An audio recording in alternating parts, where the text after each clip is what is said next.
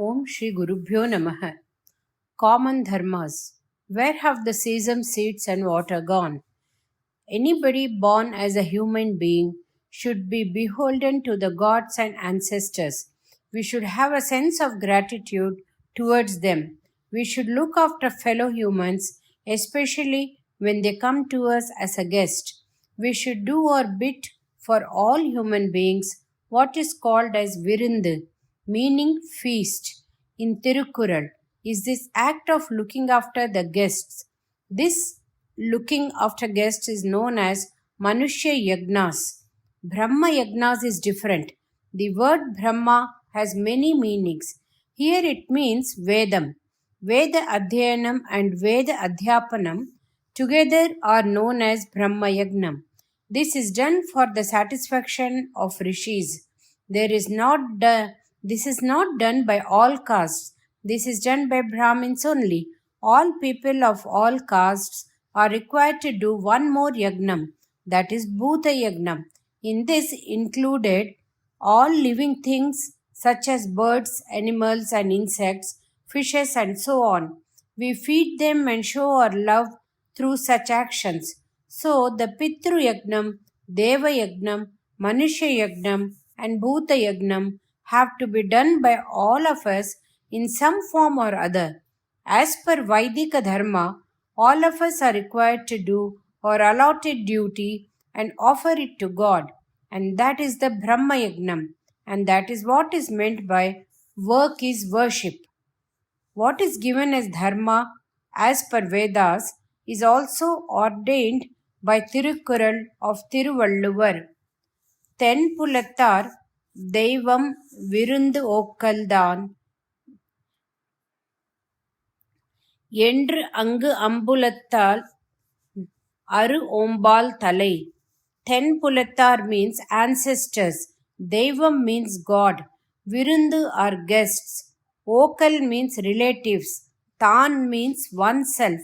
To our past masters, fathers and mothers, we should pay our grateful respects and pay our obeisance. The Veda declares Matru Devo Bhava, Pitru Devo Bhava, Acharya Devo Bhava, Atiti Devo Bhava. The Tamil Avayar says the same thing, Annayum Pitavum Munnari Devam, meaning that mother and father are the first known gods. When the parents are alive, we should be kind, considerate and respectful towards them and make their life as comfortable as possible. Actually, we can never reciprocate properly for their kindness. So it is our duty to be loving and respectful towards them. Even when they are no more, we should carry out the duties such as Sraddham and Tarpanam with sincerity and devotion. The reformers agree up to the point of looking after the parents when they are alive.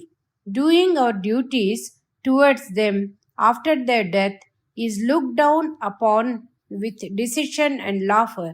Sesame seeds, water given as tarpanam, the cooked food part known as pindam, rice, plantain are all here only, or has been taken by a man in front of our eyes, or has eaten by someone. The Pitrus have possibly taken another life somewhere, as per your own statement. So, is it not stupid to think that you are sending something for the departed souls? Asked the reformist openly. Many of you may be of the same view too. I'll tell you a story. Somebody from the village had enrolled his son in a college in the town for studies. The boy needed money for appearing in an exam, which he had to pay the very next day. He sent a telegram to his father asking for the money to be sent to him by telegraphic money order. The villager father went to the local post office. He gave the address to the postmaster. He gave the money too. In his innocence, he thought that the actual cash will be sent by cable. The postmaster did it in some instrument and gave the villager a receipt. The villager was flabbergasted. What is this? This man took some piece of wood and made some noise and claims that the money would have reached. This man knew about sending a money order. He also knew about sending a telegram. He did not know about combining the two. To do Pitru Karyam is like that only. Whatever we give should be given as per rules. Shastram is the enjoining rule here. The Pitru Devatas know what you have given. They know as to whom it is meant for. They also know as to how to reach it there in the form required. If the Pitru is now a cow, it will be given as the necessary hay of grass and water. If he or she is a horse, it will reach as horse gram. The father or mother does not have to come in person to receive your offer of love. You have to give it with love and sincerity. Doesn't the telegraphic MO reach the person whom it is meant for? If he is in a different country, this currency will not be acceptable. It reaches in the form required. Similarly, the water, sesame seeds, and plantain will reach in the form required. What is important is our sense of gratitude towards our ancestors and belief in Shastras. Don't we drink a toast for the health of the President of King and then eat and drink ourselves? The belief is that by the power of wish, someone else will have good health. If it is a Western custom, we all do it. Our own customs and traditions are ignored by ourselves. The Sanskrit word for this ceremony is Sradham, from the root word Sraddha, meaning sincerity. That sincerity is the most important input. When you do something, it should be done as per the rules governing it. In India, the sender's name and address is written in the left bottom corner of the postal cover. In USA, it is written on the left top corner. We can't say that we will write anywhere. We cannot say that I do not like this post box. I will make a nice, beautiful one at home. Your letters will never get posted in the bargain. If it is only a matter of mental attitude, you have the freedom without limits. When it comes to action or Pitru Karyam, you better go by rules governing that Karyam and not break rules. KTSV is reminded of the copious instructions he was given while applying for a visa and the number of telephone calls he received briefing him about what to say, what not to say, and number of documents he had to carry. While going for interview in the US Consulate General in Chennai, that's also a karyam. Prayer. In the Tirukural, I quoted in paragraph above, starting Ten Pulattar Deivam. The second mentioned Deivam is the topic of today's discussion. In each house, Ishvara Puja should be conducted. Those who cannot afford it could take up elaborate devotional activities. Those who cannot afford it may do a shorter version. 10 minutes are enough. Those who go to offices also should do some puja like this. In all families, the sound of the bell should be heard. Ishvara or Shiva, Ambal or Mother Goddess, Vishnu, Vinayagar or Ganapati, and the sun are the five who should be prayed to. The puja done to these five gods is known as Panchayatana Puja. There is one method of doing this with five naturally occurring materials instead of using statues. The Lord Shiva is invoked in Bana Lingam, available in Narmada river in Omkara Kundam. Ambal is invoked in a stone known as Swarnamukhi Shila, available in Andhra Pradesh in a river of that name. It is a stone with a streak of gold. The Vishnu is represented by the Saligramam available in the Gandaki river in Nepal. The sun is said to be depicted by a spatikam or crystal got from a place Vallam near Tanjavur. Ganesha is portrayed on a piece of stone from the Son river, a tributary of Ganges. If we collect all these five, it will be as good as depicting the whole country. Since these are stones well washed by the respective river waters for millions of years, they are smooth surfaced. They have no eyes, nose, and ears as in a man made statue. So they do not become dirty or smudged. In no time, you can wash them and clean them. All of them put together do not occupy too much space. They can be put in a small holder. The 16th step, Shodachara Puja, including invoking, cleaning, bathing, decorating, seating, chanting, offering, etc., can be done in a few minutes. However busy one may be, this ritual can be done in a jiffy. If you are going on a long journey, you can carry them with you as a small packet. Wherever you may be, we do not have to worry about availability of puja dravyani or devotional materials. Some dried tulsi and bilva leaves can be carried to satisfy Shiva and Vishnu. For others, some rice colored by turmeric will do quite sufficiently. In outstations, we do not have to worry as to whether we can get clean food to be offered to the deities. Some raisins will do most sufficiently. The gods and all the material required for puja can be carried very compactly and conveniently. This devotional ritual is known as Panchayadana Puja. What was a regular practice for centuries or thousands of years was re established by Adi Shankara. When it came to Shanmata Sthapanam, he added a spear or veil to represent Lord Subramanya. We can also do the same by including a small veil to depict Murugan. I said all these to prove the point that puja does not mean too much of preparation and care or worries. If you have the mind, there is a way. If you are at home, the food you have cooked for the day becomes the Mahanevedyam or the grand offering. The whole universe is left for our pleasure of enjoyment by God.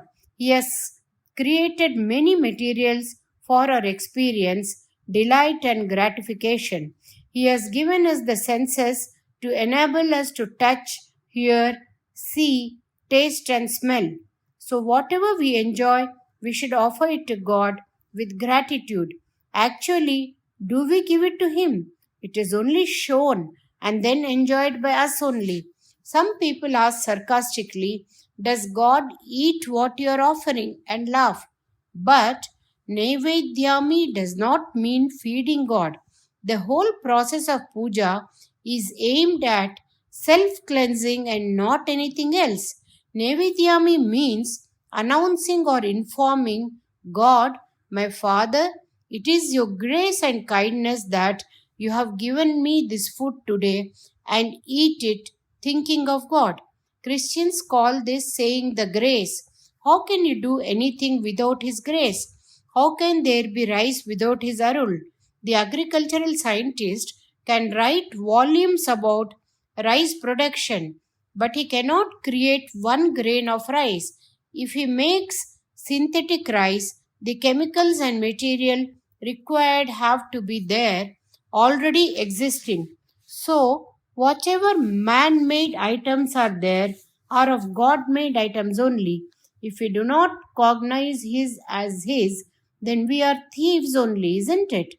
The omnipresent God will come and be where we tell Him to be. He will come and grace any statue or stone or metal. He has that capability, decency, and benevolence. We do not want a God who does not have these qualities. We should pray to God in each household every day. Every day we should inform Him of what He has given us. We should not use or partake anything not offered to Him earlier. This is the way of our cleansing, purification, ennobling, and refinement. Helping others. Vaidika Matam enjoins on all castes 6 duties, namely paying the dues to forefathers, doing daily puja to gods, looking after the creature comforts of atithi or guests, looking after relatives, especially if they are not well to do. A. This also includes Bhuta Yagnam, meaning looking after animals, birds, and even plants. Taking care of oneself. If you can't take care of yourself, how can you going to take care of others? The sixth one is Brahma Yagnam. For Brahmins, it means Veda Adhyanam and Adhyapakam. For other castes, their profession itself is one of service, such as soldiering, trading, carpentry, shoemaking, washing, cleaning, and so on. Thus, for all of them, work is worship. To make this very clear, note that for Brahmin, worship is their work, and for others, their work itself is worship.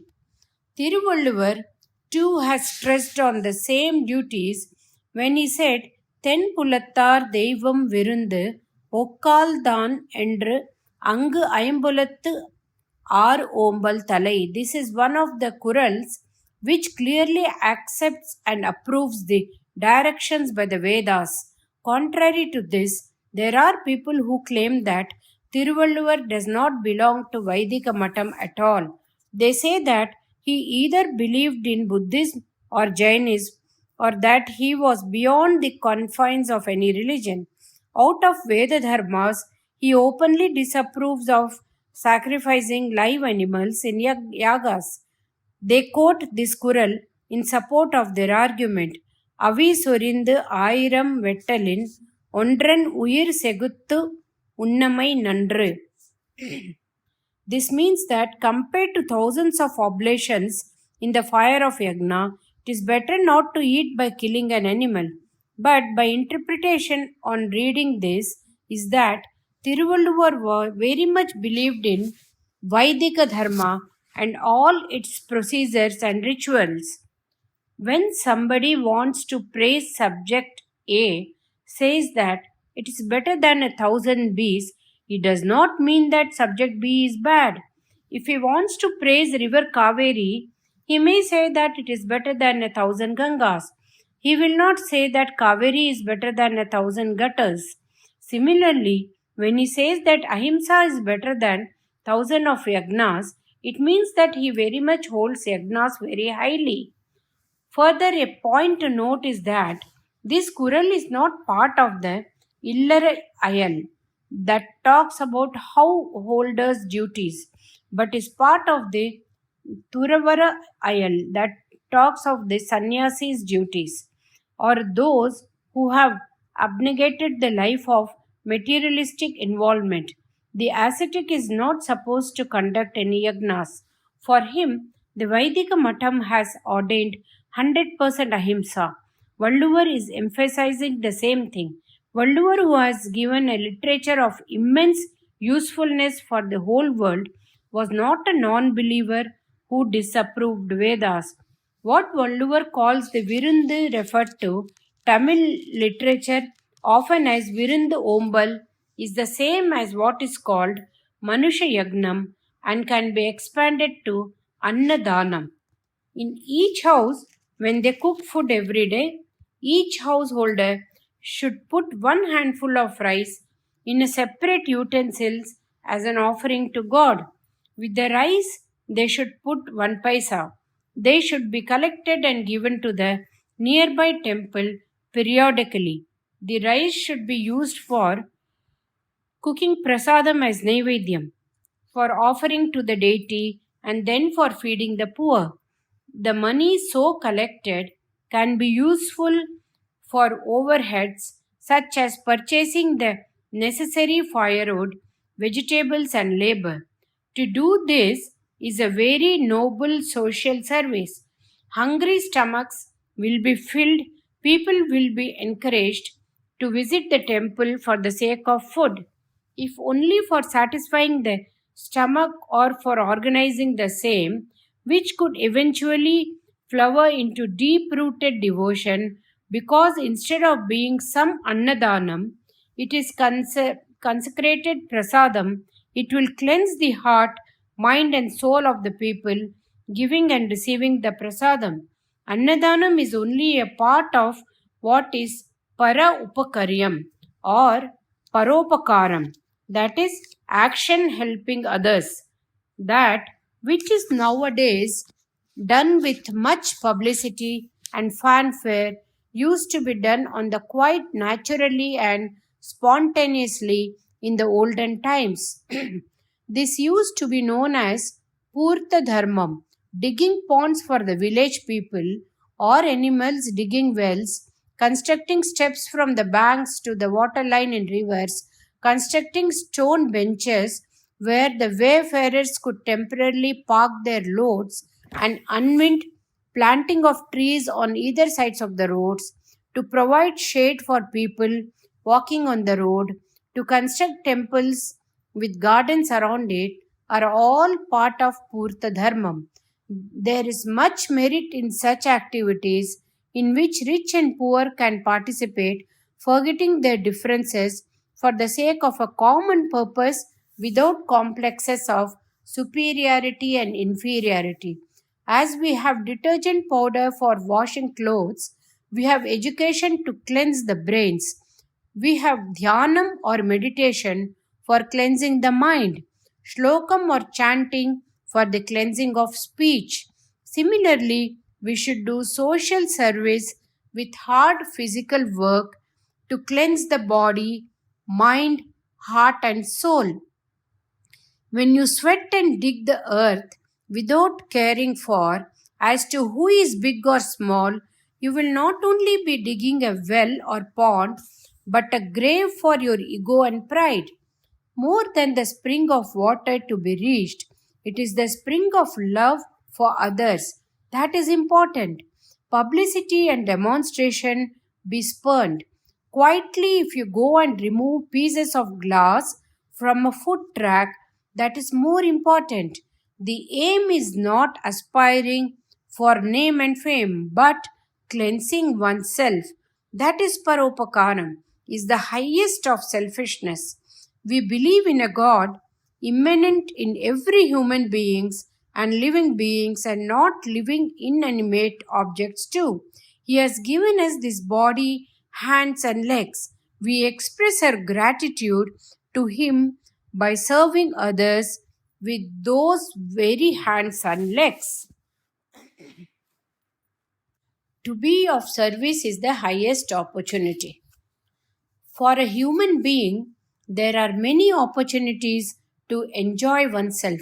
The highest among them is to serve others. In Sanskrit and Tamil, the opportunities to be of service to others are known as bhagyam.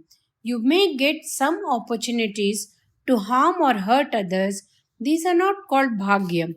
Without knowing it to be service, we all serve our families. I am saying that we must all serve families not directly related to us, serve a village, city, town, state, nation, and the entire humankind. We should not think on the following lines. We have many problems as related to job, households, family earnings, and so on. We should be bothered about social service. Who has the time and energy for such activities? Actually, involvement in social service will enable you to forget your own worries. There is a proverb saying, if you look after others' kids, your own kids will grow automatically on their own. But you cannot start social service thinking that by doing so, you may be able to forget your own worries or ensure your own children's growth in the bargain. You simply start the process of solving others' problems, let alone the gains of the other party. The cobwebs in your own mind get cleared.